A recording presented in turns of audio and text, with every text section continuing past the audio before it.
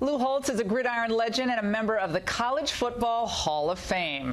He has coached in the NFL, the SEC, and guided Notre Dame to a national championship in 1988. Holtz has also written or contributed to 10 books. But tonight, he joins us to discuss issues at the intersection of sports and politics that have become so prevalent today. Coach, it is great to see you. Thanks so much for being here. Yeah, delighted to be with you, Laura. Congratulations on the success of your show. Oh, thank you so much, Coach. This has been so wild for me to watch what's happened in football. I mean, I've always been a football fan my whole life. My mother was an Alabama fan. Sorry, Coach. She was a wild Alabama fan, which I inherited. No particular reason. She just liked Bear Bryant. And it was always imbued with a sense of patriotism and love of country. And we're now at a place where an invitation to the White House turns a Super Bowl champion, Coach, into, a puddle of goo. They're like debating for weeks how to handle it. What has happened in our country? Well, first of all, I was fortunate enough to take a football team to the White House, and it was one of the great experiences for all our players. Now, once again, they weren't going to earn millions of dollars a year by playing professional football. But I think that we just get fouled up in what our priorities are. The one thing I always told our team, and I believe this so strongly, we'll not use our football team to promote anything except the university or the Philadelphia Eagles or the New York Jets, whatever the case may be.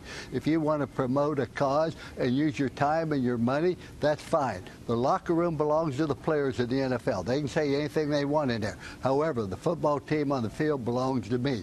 And we have to be focused on one thing. We're here to win the Super Bowl. Nothing else has mattered. I don't want any other distraction on this football team except one focus. I congratulate Coach Peterson on just doing a tremendous job. He lost a great quarterback, yet he still managed to win the Super Bowl, and I'm very proud that he was looking forward to getting to the White House, and it's unfortunate the players don't get that experience.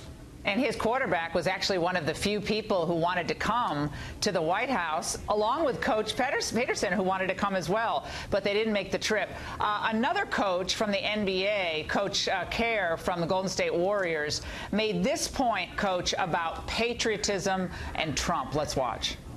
The president is turning all this stuff into a political game and a ratings game, and it's a blatant display of nationalism. We just have these military sing-alongs at the White House to show how patriotic we are, even though we don't know the words.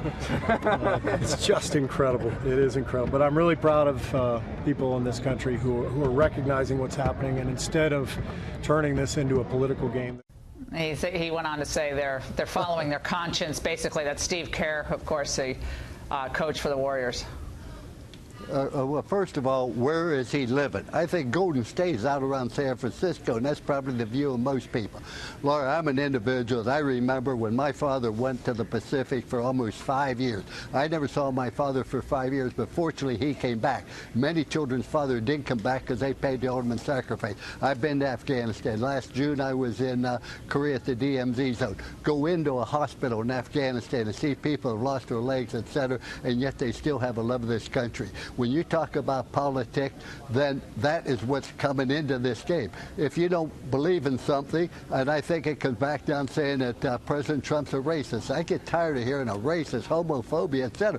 For 70-some years, he did business. He was in the public limelight. There was never a claim one time about him being a racist. I was in Detroit yesterday with Ben Carson. We're trying to do some things for the disadvantaged youth under President Trump's leadership. They had a sign there, and I thought was great. It said, "Talents equally distributed around the world, opportunities not." Let's work to give people an opportunity, particularly the young people. But there have been more cops shot this year than in the previous year. You just keep looking at it. It's absolutely insane because we aren't focused. We have a problem because we have different objectives. We might have a difference of opinion, how to make America great, how to give people an opportunity, how to win a championship. Coach Kerr's done a tremendous job. He has some great athletes. He also won several championships when he was a player. Congratulations on that. But when you talk about a political statement, read Steve Kerr's comment. That says it all. Well, I think what they're saying is the players are following their conscience about police brutality. It's not about the country. It's not about the flag. They're very patriotic people, but they are just, in their own way, protesting against police brutality, and they think Trump doesn't understand that, so they don't want to go spend time with Trump. I think what President Trump said this morning is great. He said to all the players, you talk about Bruce brutality, you talk about police being unfair, bring it to me. Bring me the case. Bring me the people. I will look into it. That, he can't do any more than that. But let's not use sports in order to promote a cause. We're there to win a championship. That's our only purpose. I can tell you, Coach, I was at the White House when the Crimson Tide came, of course, national champions this year. They all came. Coach, I think made it clear everybody's coming. I'm sure players didn't like Trump there, but they came. They had a great time. It was a beautiful event. It was packed out. And to me, that's what it's all about. We put aside politics. It's about the country, and that's the People's House and celebrating national champions. Lou, it's so great to see you. Huge fan. And come back soon, would you? I will, but we got to go to Notre Dame to a game like you requested. Okay, we're doing that this fall. Okay, you and I are going to a game this fall. I'm embarrassed. I've never been to Notre Dame. I am completely embarrassed. Yeah. So I am coming this fall with you. That is a date. Coach, thanks so much. Thank you.